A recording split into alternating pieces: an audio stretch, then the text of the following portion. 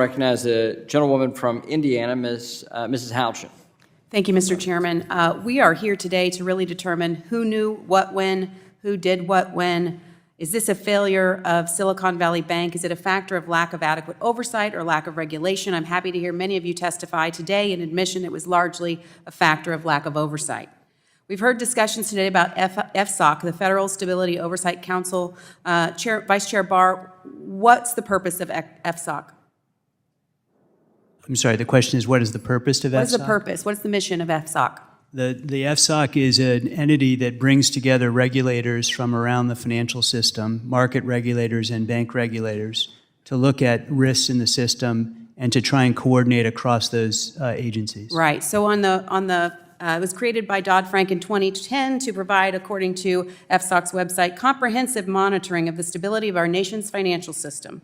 It's chaired by the Secretary of the Treasury. It includes the Fed, the OCC, CFPB, FDIC, CFTC. In fact, all of our witnesses today take part in those meetings. Do you not?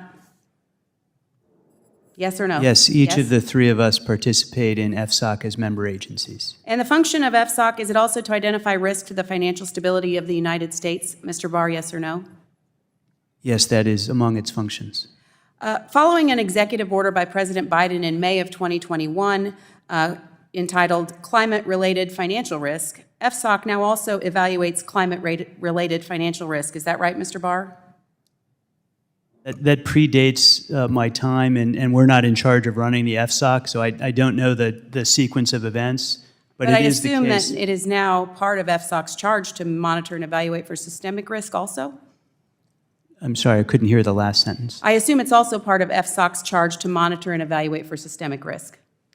Yes, that, as I indicated previously, is a core function of FSOC, is to look at risks across the financial system. In a quick review of the FSOC meeting minutes dated December 16th, 2022, 5 pages were devoted to, quote, climate-related financial risk. Mr. Barr, many of those comments came from you. I couldn't find any pages devoted to market and news reports of the apparent looming problem with Signature Valley Bank and Signature Bank.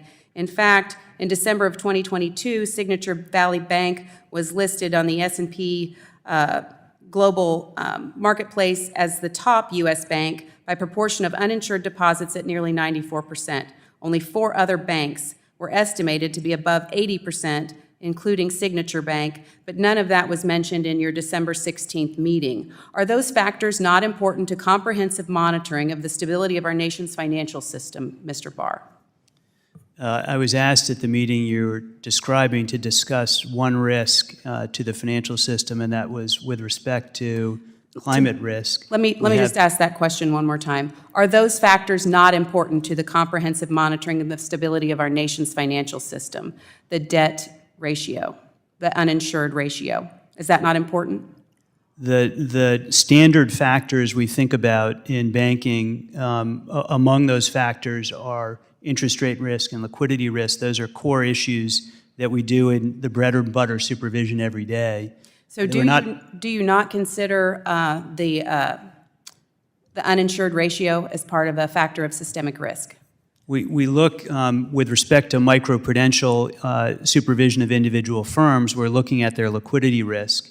And one element of their liquidity risk is the extent to which they rely on uninsured deposits. That includes uninsured deposits from financial entities, uninsured deposits from operating businesses, and then their insured deposit base. So it is a core part of what we think about when we think about liquidity risk. But none of that was discussed in the December meeting relative to Signature Bank or Silicon Valley Bank or any system gap. As I said, the specific request to me in that meeting was to talk about this issue.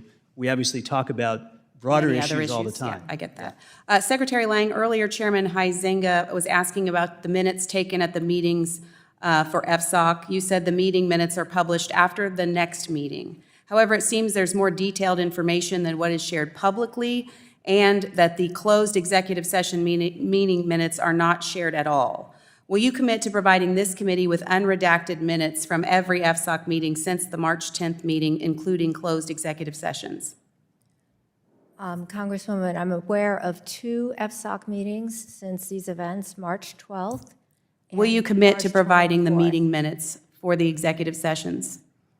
They were executive sessions, and we do produce minutes, and we will release them. Thank you. I yield back.